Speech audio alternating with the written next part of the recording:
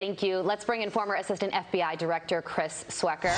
Chris, good morning to you. How do you expect today to unfold when it comes to this affidavit?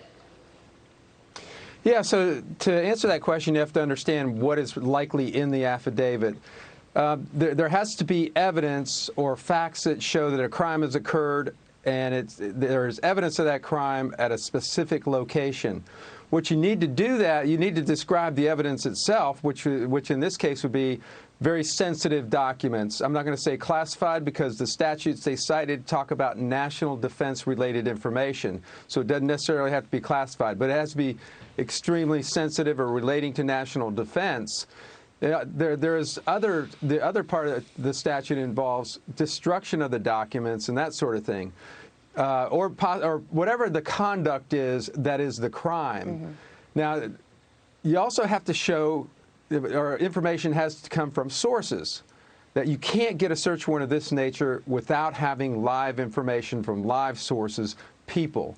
And that's where it's really going to get hung up, I think, with the judge, and I think DOJ is going to win their argument, with this judge at least, and that is they're going to say, well, there's going to be so much information about the reliability of the sources, the specificity of their information that it's going to identify them. We can't do that. We also can't identify the documents themselves that we're looking for. So all that leaves us is the conduct of the former president. And I think that DOJ would be more than happy to release that. And if they release anything, my concern is that's all they're going to release. And that is, that's information that without context is detrimental to the ex-president. Yeah, that's very interesting. DOJ is going to submit a fully Sharpie document. The magistrate judge is going to say what can and can't stay in terms of redactions. Besides maybe the bad stuff on it's Trump. It's going to go to the public, and then appeals will follow. Meantime, I want to get your thoughts on this. The Department of Justice has released the 2019 memo advising Attorney General Bill Barr not to pursue then-President Trump on obstruction of justice charges. The memo reads, quote, "There is considerable evidence that the president took these official actions not for an illegal purpose, but rather because he believed the investigation was politically motivated and undermined his administration's efforts to govern."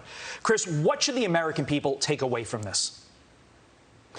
Well, the first thing is that the DOJ was spring-loaded and still is to investigate all things related to Trump. However, when that happens, the stigma that's attached to that never really goes away.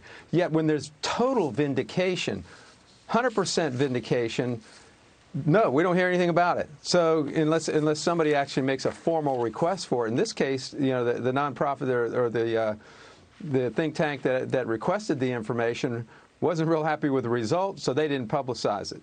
So I think it's just more evidence. I think that the Justice Department is not, the equal application of justice is definitely in question, if you will. That's an understatement.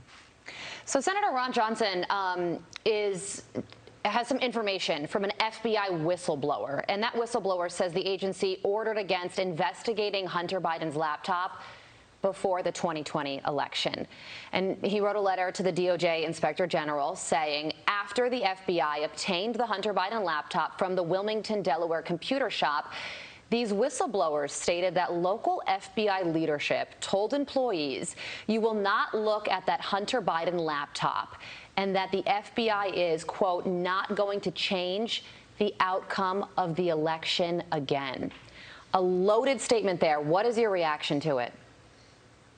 Yeah, I think first of all, I think there are multiple whistleblowers on this, so that's why I find it credible.